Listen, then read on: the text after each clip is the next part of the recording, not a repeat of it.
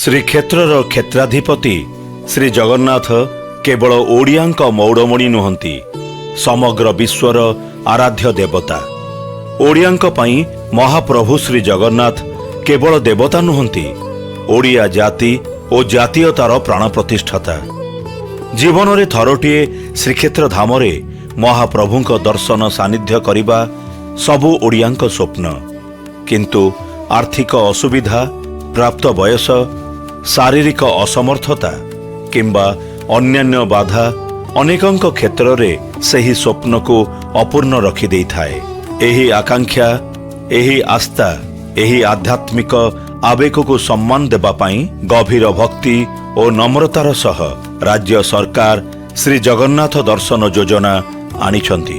ଏହି ଯୋଜନା ମାଧ୍ୟମରେ ରାଜ୍ୟରେ ଆର୍ଥିକ ଦୁର୍ବଳ ଶ୍ରେଣୀର 60ରୁ 75 ବୟସ ମଧ୍ୟରେ ବରିଷ୍ଠ ନାଗରିକ ଏବଂ 75 ବର୍ଷ ମଧ୍ୟରେ ସମସ୍ତ ବିଧବା ମହିଳାମାନଙ୍କୁ ଶ୍ରୀକ୍ଷେତ୍ର ନେଇ ସେମାନଙ୍କର ଆରାଧ୍ୟ ଦେବତାଙ୍କୁ ଦର୍ଶନ କରାଇବା, ଶରଧା ବାଲିରେ ପାଦ ଥାପି 22 ପାହାଚ ଦେଇ ଭାବପୂର୍ଣ୍ଣ ଆଖିରେ କାଳିଆ ସାଆନ୍ତଙ୍କୁ ଦର୍ଶନ କରାଇବାର ବ୍ୟବସ୍ଥା କରିଛନ୍ତି। ଚଳିତ ଆର୍ଥିକ ବର୍ଷରେ 5000 ଏବଂ ଆଗାମୀ 4 ବର୍ଷ ମଧ୍ୟରେ 1 ଲକ୍ଷରୁ ଉର୍ଦ୍ଧ୍ୱ ବରିଷ୍ଠ ନାଗରିକ ଏବଂ ବିଧବା ମହିଳାମାନଙ୍କୁ ଏହି ଯୋଜନା ମାଧ୍ୟମରେ ଶ୍ରୀ ଜଗନ୍ନାଥଙ୍କ ଦର୍ଶନ କରାଇ ରାଜ୍ୟ ସରକାର ସେମାନଙ୍କର ଭାବନାକୁ ପ୍ରଣାମ କରିବେ। ଏହି ଯୋଜନାର ହିତାଧିକାରୀମାନଙ୍କ ପାଇଁ ସ୍ୱତନ୍ତ୍ର ଆରାମଦାୟକ ବସ୍ରେ ଯାତ୍ରା ସହ ବୃନ୍ଦାବତୀ ନିବାସରେ ରହଣି, ସ୍ୱତନ୍ତ୍ର ଦର୍ଶନ ବ୍ୟବସ୍ଥା ଏବଂ ମହାପ୍ରସାଦ ସେବନର ସୁବିଧା ରାଜ୍ୟ ସରକାର କରାଇଛନ୍ତି।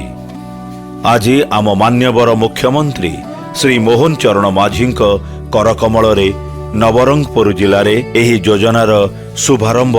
ଏହି ମହାନ ଆଧ୍ୟାତ୍ମିକ ଯାତ୍ରାରେ ସାମିଲ ହେବା ସହ ରାଜ୍ୟରେ ବରିଷ୍ଠ ନାଗରିକ ଏବଂ ବିଧବା ମହିଳାମାନଙ୍କର ଆଧ୍ୟାତ୍ମିକ ଆକାଂକ୍ଷା ପୂର୍ଣ୍ଣ ହେବାରେ ସମସ୍ତେ ସହଯୋଗ କରିବା।